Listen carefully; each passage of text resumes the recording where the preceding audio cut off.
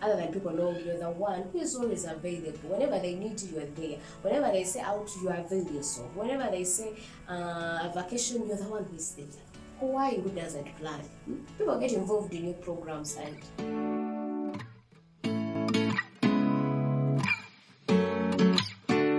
what's up, my beautiful people? How are you today and how are you doing? Welcome to my YouTube channel. My name is Rima Kosinja. If you're new here, you're highly welcome. This channel basically talk about personal development, girl chat, mental wellness, everything that can make us be the best version of ourselves. We're going to be sharing about how to become financially stable, how to become financially free, how to be independent by the time we clocked our 30s. So I'm speaking to the 20s. If you're in your 20s, but still if you're in your early 30s, this can help you. It's not yet too late. One thing we have to do is to live within our means. And this comes to how much are you earning. Let's say you're earning 1 million and you want to live in a house or apartments of 800. There are houses for 200, so you could live in that other house and use that money for something else. So let's live within our standards, and when we get more money, let's not hurry to raise our standards because our income has also increased. Yes, another thing we have to do is to have a spending tracker. So we have to find where does our money go, where do we spend most of the time. So there are very many things where we spend our money, but you should list them. Let it be transport, let it be holidays, let it be vacation, anything where you spend your money, you list all of them down, and at the end of the month you ask yourself, where did I spend too much money this time around? Is it in shopping? Is it in transport? Is it in giving gifts? Or it's in holidays? So once you've known where you spend too much money, it will be easy for you to downsize and you reduce your spendings. Let's say if you used to buy cake, you buy bread, you buy buns. At the same time, all that is wheat. So you can choose this time around to be saying, okay, this week, let me eat cake. Next week, I'll have bread. Another week, I'll have buns. Rather than buying all of them at once, yet all that is wheat.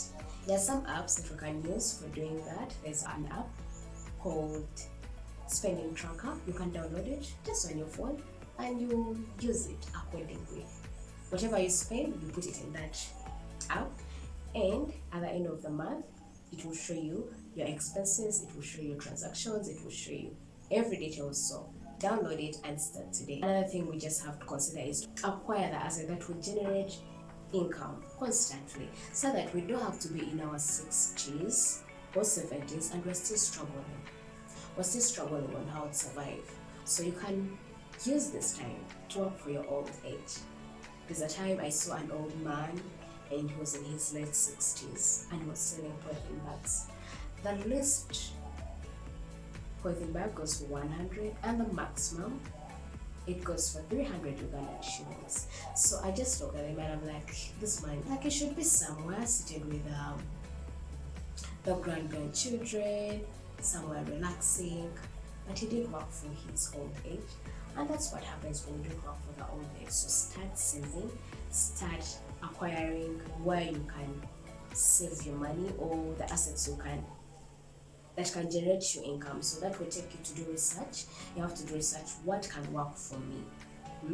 What exactly can work for me? Is it business? Is it buying shares in another business? Is it investing in maybe real estates? Where exactly can I invest my money? And you need enough research. There are people who have already done that business. There are people who have already done what you're going to do. But all that will bring a difference is how different are you this time around? How are you going to come to compete with the market? So do all that research, it will help you. And this will lead us to another point. Don't play safe in your 20s. You're just young and you're all energetic and you feel like, nah, I'll make more money. Let me just spend anyhow. But you forget that this is the right time. When you're still so energetic, it's the right time for you to start investing. It's the right time for you to letting money work for you. So now just imagine if you start letting money work for you right now, by the time you're 50, that is 30 years from now, you think where would you be? Very, very, very far. So start now. Let money work for you, okay? And where are you going to get that money? Right now maybe you're working, and this will lead us to another point of, hey, pay yourself first. When I say pay yourself first, do you know what I mean? Like, every time you get money, you think of others. Maybe you think about your parents, you think about your family, you think about your plan, you think about shopping, you think about everything. and you forget yourself. When I say forget yourself, I don't mean basically you have to go out, maybe a holiday. That money can be fun, but there's that other money that you need to save for the future, so that when you start saving that money, with time you can invest it into something else. Let it be business, let it be anything else that you want to invest in.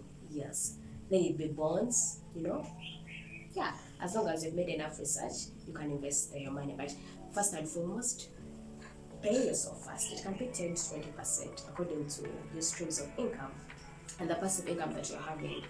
Yes, and another thing you have to do is to save for the rainy days. Rainy days are there.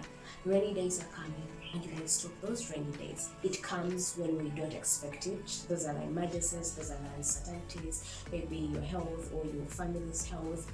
So start saving that money so that you have the good way of planning, and it will help you a lot so that in future you're not disturbed. Maybe like I was saving my money and all of a sudden this came, I spent it all after saving for 10 years. No, start right now. Even if it's just 10 Ugandan shillings, get an account, call it emergency funds, and start investing in your money there and then, so that with time, when something happens abrupt, maybe someone has died or sickness, you have somewhere where you can just get money from.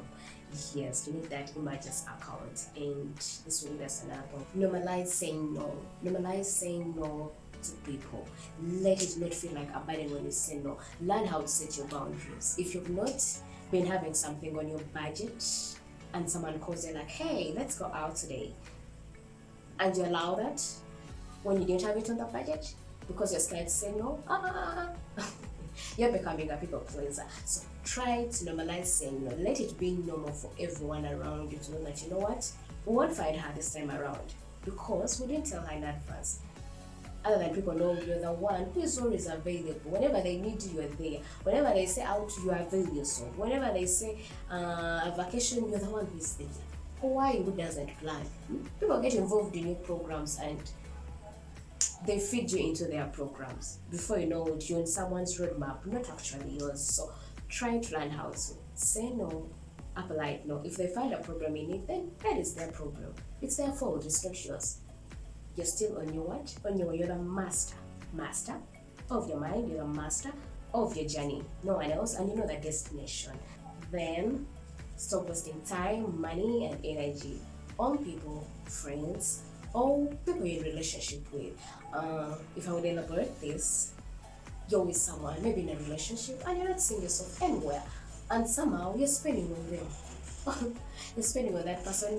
They decide, you're not going to marry them, or they're not going to get married to you, or you're not sure. But that money will be doing something else for you. But lately, actually, it's ladies who spend more money. It's girls who spend money on men, like on boys.